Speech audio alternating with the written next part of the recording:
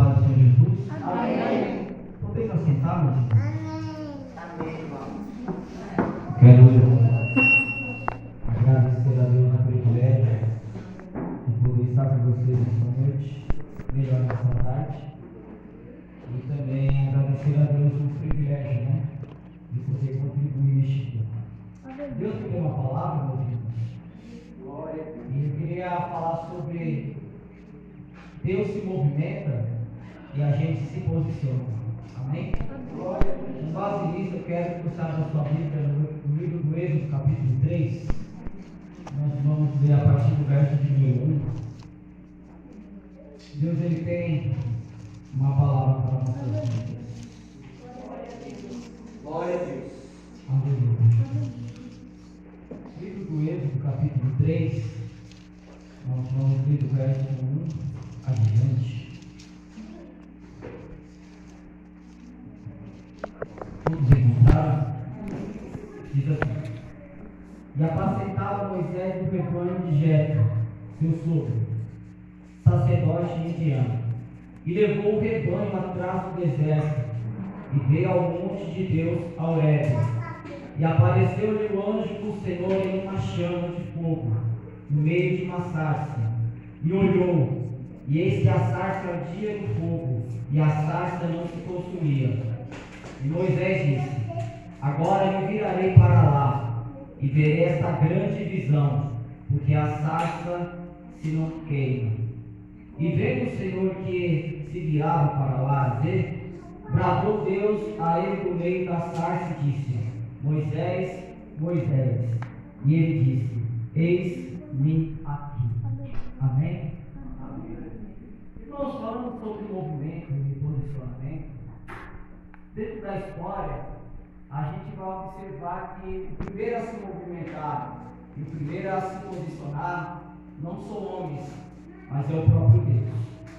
E a gente vê isso com muita clareza quando Deus, ele, antes de criar todas as coisas, a gente vai observar principalmente no livro, na primeira carta de Pedro, que ele vai dizer que antes do haja luz, houve haja luz. Melhorando para vocês entenderem, o que Pedro fala lá é que antes do haja luz, o sangue de Jesus já foi conhecido. Então, Deus, na sua onisciência, sabedor de todas as coisas, ele viu que o homem que ele ia criar, ele ia desobedecer. Com isso, Deus, ele já se posiciona, já através do seu Filho, para sacrifício para salvar a humanidade.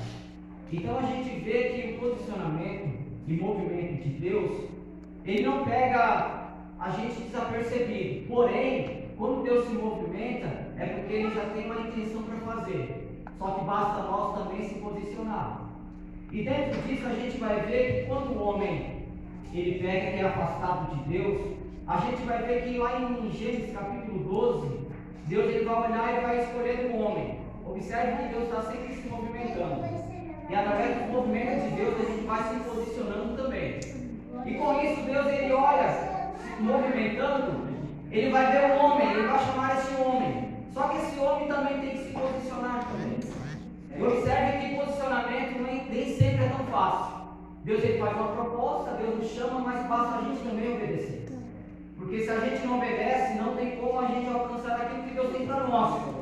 E a gente vê com clareza, meus irmãos, que Deus ele vai sempre atrás da humanidade e ele vai escolher agora um homem, e através deste homem vai ser gerada uma nação, e essa nação ela vai representar Deus na terra.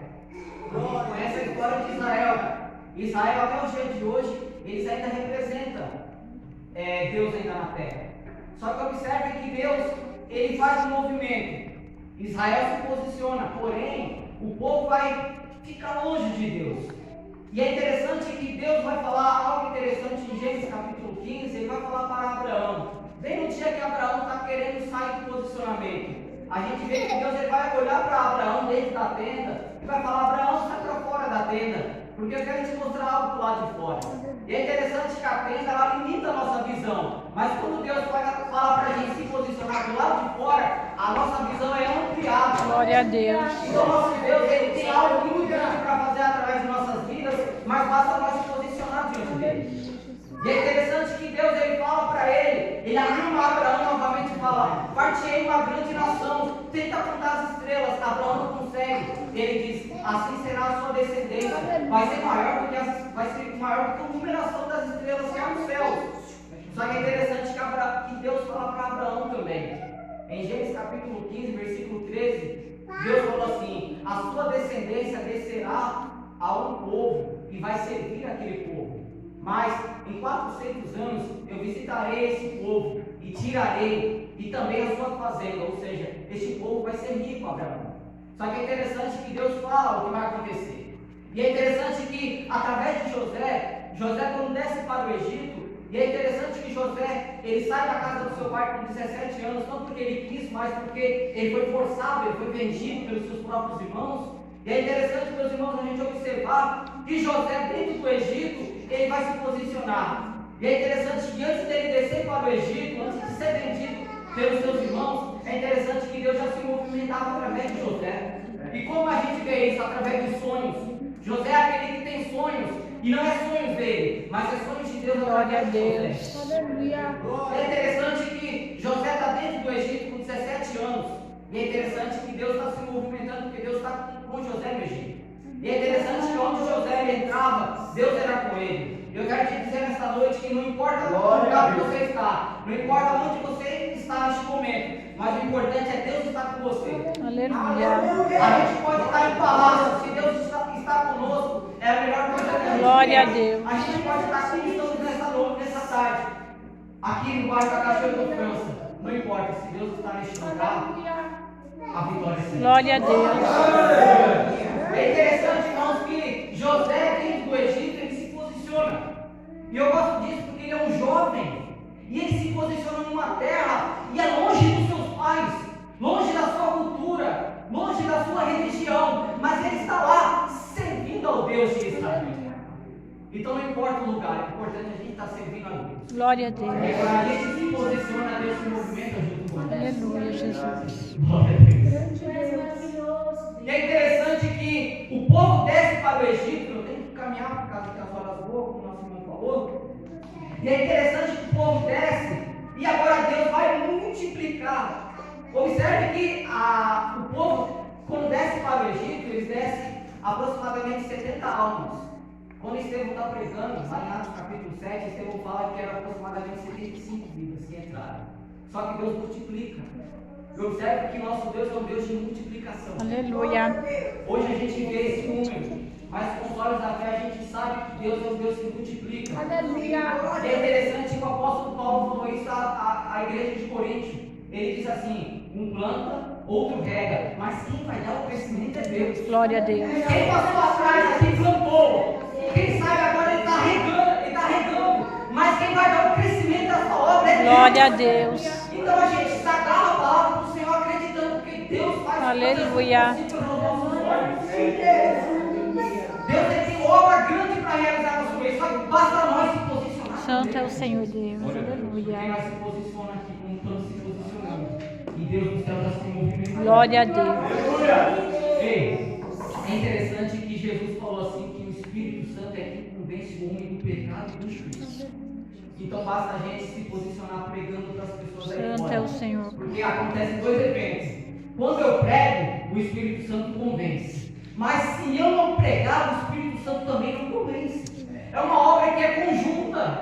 Então, o Espírito Santo, para convencer, ele também precisa de mim também. E eu tenho que me posicionar, porque quando eu me posiciono para pregar para pessoas aí fora, o Espírito Santo ele também entra também convertendo vidas. Aleluia.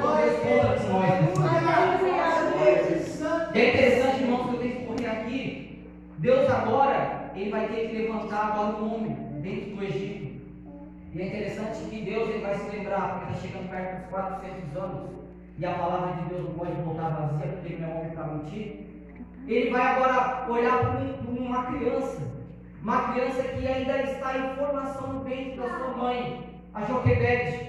E é interessante que esse moço que vai nascer, essa criança, ela vai nascer debaixo de um decreto. O decreto era qual? Todo menino hebreu que nascer dentro do Egito morre. Por quê? Porque o povo está crescendo. E é interessante que o rei do Egito, Ele ficou com medo porque os hebreus cresciam de uma forma muito grande. Tanto é que ele disse: se esse povo se juntar com outras nações, eles podem vir contra nós e nos matar. E aí colocaram cargo sobre eles. E quanto mais cargo dava para eles, quanto mais opressão dava para o povo de Deus, os hebreus, a Bíblia diz, mais o povo crescia e se fortalecia. Então, em tempos de crise, a gente cresce espiritualmente, a gente amadurece espiritualmente.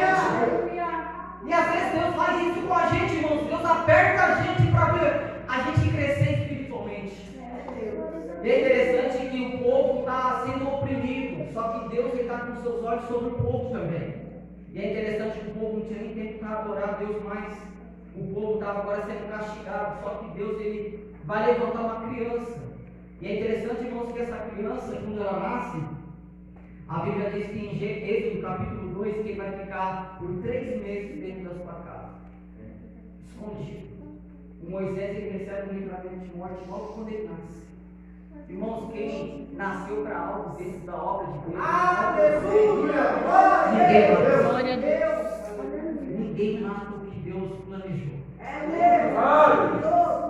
E é interessante, irmãos, que Moisés, quando ele cresce, eu tenho que pular quando Moisés ele cresce, que ele está lá no palácio. É interessante que ele está com 40 anos, e eu gosto disso porque em Atos capítulo 7, versículo 25, ele vai descer. Com 40 anos ele vai visitar os seus irmãos, e vale lembrar aqui que ele conhecia quem era a sua mãe, quem era o seu pai, quem eram os seus irmãos. Porque quando a rainha, a princesa, melhor dizendo, ela encontra com o menino no cesto, a Miriam vai acompanhar e vai dizer assim: eu conheço uma serva que pode amamentar essa criança. E aí o que acontece? Vai levar diretamente para a mãe do menino de novo. Segundo a época, de 3 a 4 anos a criança era desmamentada. Então, Moisés vai ficar de 3 a 4 anos com a sua mãe. Só que com isso a mãe não está somente amamentando, a mãe está ensinando a sua cultura. Ela está impregnando Deus no coração dele. Então, com 40 anos ele volta. E quando ele volta com 40 anos, ao chegar lá ele vai se deparar com um egípcio maltratando um dos seus irmãos. E com certeza era Arão. E é interessante que ele vai matar o egípcio, ele vai enterrar. Agora ele vai ter que sair fugido do Egito. E tudo isso é plano de Deus. Às vezes acontecem coisas na nossa vida que a gente não entende, mas lá na frente a gente vai entender. Moisés, que é criado no palácio, agora ele vai virar pastor de ovelhas. Observe que tem um processo na vida do crente. Todo cristão tem que passar por um processo. De príncipe, agora ele é pastor de ovelhas. Por quê? Porque ele vai ter que cuidar de ovelhas. É interessante que Moisés, ele está na casa do Jetro, do seu sogro Midian, sacerdote do Deus Altíssimo. E é interessante que Moisés, por um dia, e quem sabe pode ser esse dia na sua vida também, Moisés saiu para apacentar e ele subiu ao Monte Horebe. E ao subir ao Monte Horebe, ele vai ter agora a sua primeira experiência com Deus. E é interessante, irmãos, que ele está lá no dia normal. E as coisas acontecem desse jeito na nossa vida. É um dia normal que Deus quer nos surpreender. Ninguém sabe esse domingo que Deus preparou para te surpreender também nesta noite. É interessante que Moisés, ele está lá, cuidando do que é do seu sogro Jetro, mas de repente ele vai olhar e vai ver uma sarça arder. A sarça está pegando fogo. Moisés já está acostumado a ver no deserto sarça ardendo em fogo. Só que essa sarça ela não se consome. O fogo que tem nela não destrói a sarça. Observe que o fogo de Deus não mata a crente.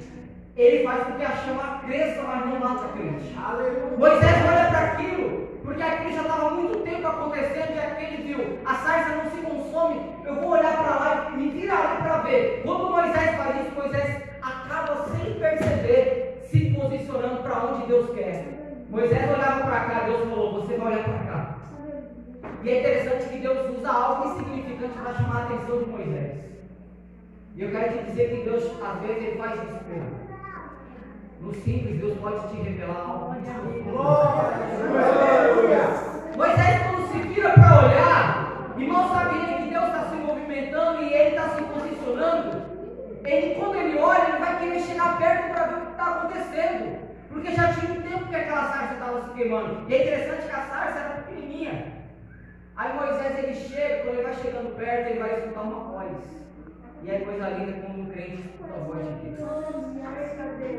Eu quero te perguntar nesta noite, quanto tempo faz que você não ouve mais a voz de Deus? Porque Moisés, a primeira experiência dele, ele vai ouvir a voz de Deus. E quando ele ouve a voz de Deus, é bem assim: Moisés, Moisés. E ele disse: eis-me aqui. Deus sabe o teu nome. Deus conhece o teu passado, presente e futuro. E Ele conhece você por nome. E Ele quis nesta noite para crentes aqui para se posicionar: Moisés, Moisés. Só que você tem que se posicionar nesta noite dizendo: eis-me aqui.